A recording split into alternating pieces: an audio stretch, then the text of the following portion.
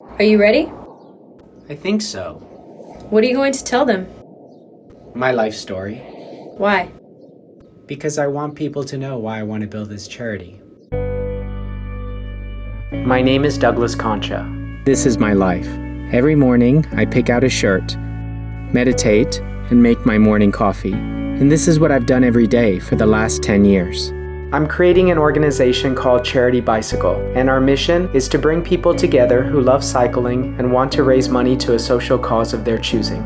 I live in Hawaii now. I love it here. From the moment I stepped off the plane, I felt at home. Life is peaceful and beautiful. But this is a long way from where I came from. I grew up in Houston, Texas, to a working-class immigrant family. My dad was a small business owner, and my mom worked at a bank. We were the picture-perfect family, but we really weren't. My earliest childhood memory was of my father choking my mother on her bed. You see, my father was very abusive, and he controlled everything in our family, including how people saw us. We were often beaten, slapped, punched, kicked, dragged, and whipped with leather belts. But worse than that, for me, was the screaming and the insults that would accompany the physical violence. These experiences destroyed my self-confidence and turned my childhood into one long nightmare that I couldn't wake up from. I tried my best to survive, but I fell into a depression, dropped out of school, ran away from home, and even attempted suicide. I ended up in a detention center and later a psychiatric ward. Eventually, my parents divorced, but at the time it broke my heart to see my family break apart. One day, while sleeping on a friend's couch, an army recruiter knocked on the door and asked me if I wanted to join the military. And 2 weeks later, at only 17 years old, I joined the United States Army. The Army was an escape for me, or at least I thought it could be. And in many ways, I was the perfect soldier. I was recognized for my courage under fire and was even selected to compete in the All-Army Taekwondo Championships. But my record was mixed. I was so filled with anger and rage that it led me off into disobeying my commanders. Disillusioned with my time in the military, I chose not to re-enlist and went off on my own. There aren't many opportunities for a 21-year-old with a high school diploma and a handful of years in the military. So I scraped by, working in factories and cleaning houses. An infantryman is only good at two things, drinking and shooting. So I found a job bartending at a country club, and that eventually led to my first big break in finance. I friended a member of the country club I was working at, who was also the president of a small investment firm. With no college degree and no background in finance, he gave me a job and I began cold calling. I made 500 phone calls a day, and I was either cursed or hung up on, or both, every single day. But I kept at it, and eventually I built a small portfolio of clients. I also sat for and passed various licenses that allowed me to sell investments to my clients. Eventually, not satisfied with the growth potential at a small firm, I interviewed for a larger, more recognized one, and then a larger one, and a larger one after that, until finally I found myself at a multinational bank. All the while I continued my professional education, sitting for and being awarded a very prestigious designation. Everything was going great. I was in my early 20s and making tons of money. Looking back on it now, I was lucky, but I was also overconfident and naive. One day, as I was heading to the office with the top down cruising, the DJ was screaming something about an accident on the radio. I thought it was a comedy skit, so I turned off the radio and continued my drive in silence. I took the elevator up to my office and noticed the receptionist wasn't there. I looked down the hallway and saw everyone huddled in the conference room around the television. I walked in just as the second plane crashed into the World Trade Center. I ran to my office and immediately picked up the phone to call my mother. Both her and my stepfather worked on Wall Street, right across from the World Trade Center. But I couldn't get through to them because all the lines were overwhelmed. As the towers were collapsing, I got back into my car and drove home. I was so overwhelmed with emotion. I spent the rest of the day watching every news station, searching for a glimpse of my mother running in the crowds. To this day, it's the single worst day of my life. That night, I had some colleagues take me out to try to cheer me up. At the bar, I took 8 shots of tequila in a single hour and got back into my car. And a couple of blocks later, crashed in the middle of downtown. That night, as I sat in jail, I found out that my mother was safe. And everything good in me was because of her. A year passed and I moved to New York City, that incredible city of lights. I was trading on Wall Street now and aspired to be like Gordon Gekko, the character from the movie Wall Street. I had a loft on the Upper West Side, a block from where John Lennon had lived. I drove luxury sports cars and went out for $200 dinners every single night. When I was in trading, I partied at nightclubs in the meatpacking district and dropped thousands of dollars on bottle service with my banking colleagues. I dated beautiful Russian models and traveled around the world with them to five-star hotels. I did everything you would see an A-list influencer do today. And you'd think I'd be happy, but I wasn't. One day, while sitting at my office, looking down from 40 stories up, I came to a realization. I hated myself. I was almost 30 and the military and banking had taken me so far away from who I really wanted to be, from who my mother had raised me to be. I had so much money and success and still hadn't achieved the peace and happiness that I was looking for. Indeed, all that success and money only made life more stressful, more unhappy. Because you see, at the end of the day, as a private banker, my job was to help the rich stay rich and the poor stay poor. I spent the night writing down all the things that I hated about my job, and the next day I got dressed and had my driver take me to my office. I walked straight up to my supervisor and handed him my resignation. Before leaving the building, I remember standing in the center of that cathedral-like lobby downtown Manhattan. I took in a deep breath and I said to myself, no matter what happens, even if I end up penniless, I will never come back here again, and I left. I was so excited to start my new life. Within 2 weeks, I had given away all my clothes, my furniture, my apartment, and moved from Manhattan to Brooklyn, into a tiny space the size of a closet, with only enough room for a twin-size mattress. I remember laying there the first night, wide-eyed, listening to the sound of gunshots and police sirens outside of my window, and asking myself, what have I done? Nevertheless, I started to plan my next moves. Because I had gone so morally astray in life, I decided to take inventory of my past. I decided I would visit every school, prison, rehab, military base, city, large and small. I would also see every best friend, ex-girlfriend, teacher, family member that I hadn't seen in years. And every place I went, I would ask everyone, how would you describe me? I thought people would be brutal, tell me that I was a terrible person, that I had only cared about myself. But instead, what people told me about me was that I had a good heart and I wanted to help people. Coming back to New York, I decided I would pursue a degree that I never had. I enrolled in the City University of New York. It felt kind of strange, a 30-year-old taking survey courses in a classroom full of 18-year-olds, but I loved learning and took every course I could. Eventually, I would declare philosophy as my major. And it was during those academic years that I also began to understand theories of justice, morality, and ethics in deeply historical and psychological terms. I began to confirm with the mind what the heart already knew to be true. Later, in graduate school, I pursued political philosophy and started to branch into ideas of nonviolence. I also began to travel the world. Not like before, but with a backpack and embedded in the communities I was traveling.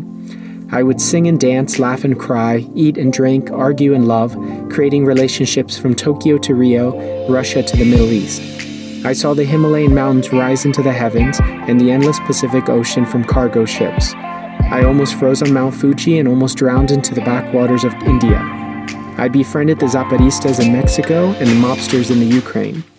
And everywhere I went, I began to put into practice my understandings of nonviolence, compassion, and acceptance as best as I could. In the later half of my career, I branched out and began to pursue philanthropic and humanitarian aid projects. I worked alongside fellow U.S. veterans to provide nonviolent support to Native Americans and water protectors in Standing Rock. I also helped an NGO provide emergency aid and legal assistance to the waves of migrant caravans left stranded at the border in Tijuana, Mexico. As an executive director, I helped build the U.S. side of an educational nonprofit that taught philosophy to elementary school children. I also worked as a history teacher in the underfunded public schools of Hawaii.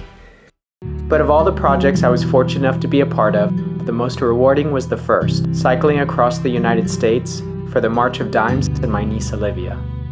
My niece was born 12 weeks early on February 24th, 2012. She was 1 pound 13 ounces, 845 grams. She truly was a miracle. My sister has lupus, and her and my brother-in-law had been trying for many years with difficulty to have a child.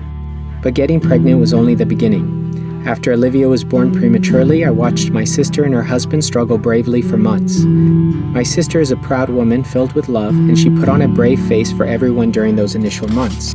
But I saw both her and my brother-in-law during that time, pale and withdrawn. They couldn't take her home, and they had to make difficult decisions about major operations to keep her alive. They grew tired and weak, worrying if Olivia would survive. And it wouldn't end with Olivia finally coming home. There would be years of physical therapy and cognitive testing to make sure that she was healthy. Every year, Christmas is a big deal in our family. Everyone comes together from across the country and even parts of the world to my sister and brother-in-law's home. 2016, I was sitting in a chair in the corner watching my 4-year-old niece dancing through the living room. She was so beautiful and everyone was doting her, giving her attention. She brought our family so much happiness. She brought us all closer together. I decided that night that I would do something to show my appreciation and love for my niece. And I started to plan what would become March of Dimes, Cycle for Dimes, a 4,300-mile unassisted bicycle ride across the United States to raise money for the March of Dimes and bring attention to premature birth. I chose the March of Dimes because they were essential in providing valuable information and resources to our family early in Olivia's life. I didn't have very much money, so I decided to use my single-gear bicycle. I chose a southern route across the country to make crossing the Rockies and the Appalachian easier. I wrote a business plan and presented it to the March of Dimes, asking them if they would build a page for me on their website, so that every dollar I raised would go directly to them. And on June 1st, 2016, I set off from Manhattan Beach, California. And on August 25th, 4,300 miles later, I became only the second person to cycle across the United States unassisted on a single-speed bicycle for a charitable cause. Cycling thousands of miles by yourself can really put things into perspective. And you're completely alone out there, or rather, you're alone with yourself. And you have all the time in the world to examine your thoughts when you're all alone on a bicycle for 10 to 12 hours every day. You begin to organize your thoughts, eliminate any contradictions, examine the source of your feelings, your breath, your environment. But I always say it's impossible to be unhappy on a bicycle. Perhaps it's that you need to stay present, balanced, aware of your surroundings at all time. So much so that you're unable to worry about the past or stress about the future. It's happiness, plain and simple. It's a practice in mindfulness. The journey took me through 19 states. On a single-gear bicycle, I climbed 2 mountain ranges, crossed deserts and open plains, and tackled the southern heat in the middle of summer. I ate amazing barbecue, met wonderful people, saw beautiful natural resources and great cities large and small. Until then, I had traveled to so many countries, but I had never seen my own. The country that I loved, that I was proud of, that I had served honorably. The journey was not without its difficulties. So tired. I left my wallet at a truck stop in New Mexico, and I dropped my iPhone on the side of a freeway in South Carolina, and a truck ran me off the road into a ditch. Definitely the low point of the journey. But overall it was a success, and we raised close to $5,000 for the March of Dimes. And finally, 3 months later, I was home. The last day I cycled from my home in Brooklyn up to my sister's place in Westchester. My family was all there waiting for me, and for the first time I slept on a nice bed. I've dreamt about being on the road ever since. The summer was ending and fall classes were beginning when my stepfather suddenly passed away. His name was John McDowell, and he was the first good man I'd ever known. Because of my father's abuse and lies, I never thought a man could be honest. When I first met John, I was only 19 years old, and I thought he was funny because he wore a French beret. He was a tall, lanky Spaniard and a musician at heart. For the first 10 years I watched him, suspicious, waiting for him to slip up and prove my idea that all men weren't to be trusted. And the years passed, and they passed, and they passed, and John never stopped being that gentle soul. He loved my mother so incredibly, so unconditionally. Through their relationship, I saw what love could be, which is what made his death, at 49 years old, so shocking. My mother still struggles years after his passing, and it's been difficult to see. And she says she still sees him in her dreams. John taught me how to be a good man. Now it's been 4 years since John passed, and I've begun to plan my next bicycling trip for a noble cause. For my next journey, I will cross the beautiful continent of Europe, and to raise money and awareness for an organization that is dear to me, the United Nations World Food Program. I've decided to ride in the same way as the first, unassisted on a single-gear bicycle. This trip will take me 15,000 kilometers across 18 countries in Europe, including Turkey and the Ukraine. My journey begins this February in Lisbon, Portugal, and finishes next winter in London, England, giving me a little under a year to race around the entire continent. I've traveled all around the world but haven't been back to Europe since I was a child. My desire is to show the world how beautiful this continent is. My trip will also bring attention to the issue of food insecurity in the world. The World Food Program, who this year won the Nobel Peace Prize, is dedicated to combating hunger and the violent consequences of food scarcity in the world. Today, more than 820 million people are suffering, with millions more now under threat due to COVID-19. This includes 20 million people currently at risk of famine in Africa and the Middle East. I hope all my friends, from the US to Japan and everywhere in between, will support the World Food Program in their mission to end world hunger. The lack of safe, healthy food in the world is a real one, and one without justification.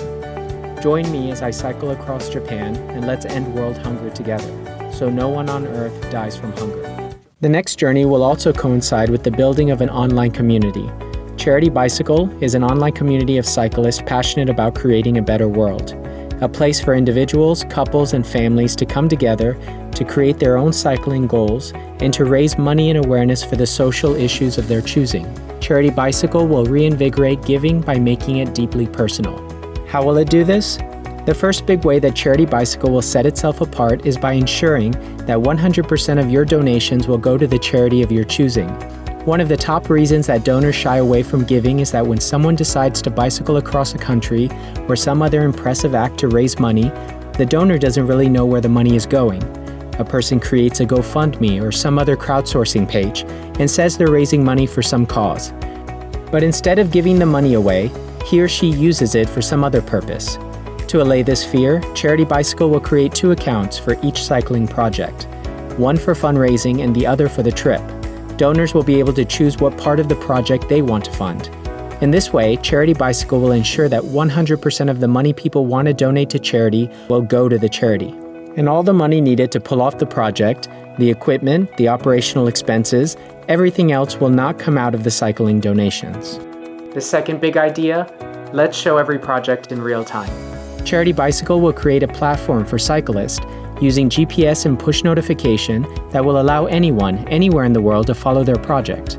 That way, you know that the fundraising project is real, that it exists, and you'll be able to see in real time where your cyclist is on Google Earth. This way, donors and supporters can monitor every mile cycled and every dollar raised for charity. The donor will be able to support and encourage their cyclist along the way too, real time, anywhere in the world through SMS, allowing for real relationships to form before, during, and after the charity ride. The last big idea, to make giving sustainable, it has to be yours. Our hope is that Charity Bicycle will inspire more people to get out and experience the joys of cycling. As a community, every cycling project, every story will be recognized and celebrated, and 100% of the money raised will go to charity.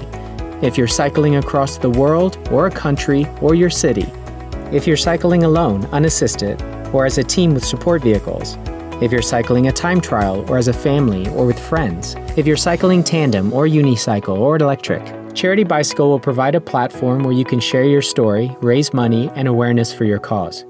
Each cycling project will be able to customize their fundraising goals for distance, time, physical markers, calories burned, etc.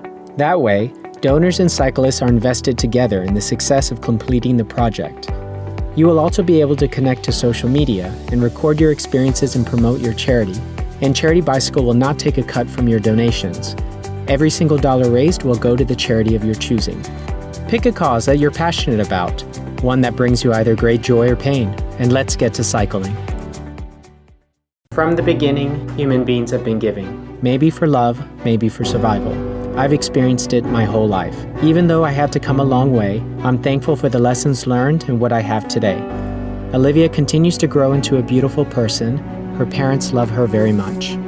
My mom continues to be a beautiful woman, and everything good in me is because of her. And I continue to ride to find peace and comfort in the uncomfortable. Now I know the world is changing at an incredible pace, and that we are living in truly historic and global moments. Learning to give unconditionally will be one of those moments, and to take care of ourselves will be another. I invite you to be part of both, to make a difference for yourself and others. It doesn't matter how small an action may seem to be. What is once well done is done forever. And bicycling is a beautiful pastime. So please join us, either as a cyclist or in supporting one. We can make the world a better place, and with your help, we will. Join Charity Bicycle today.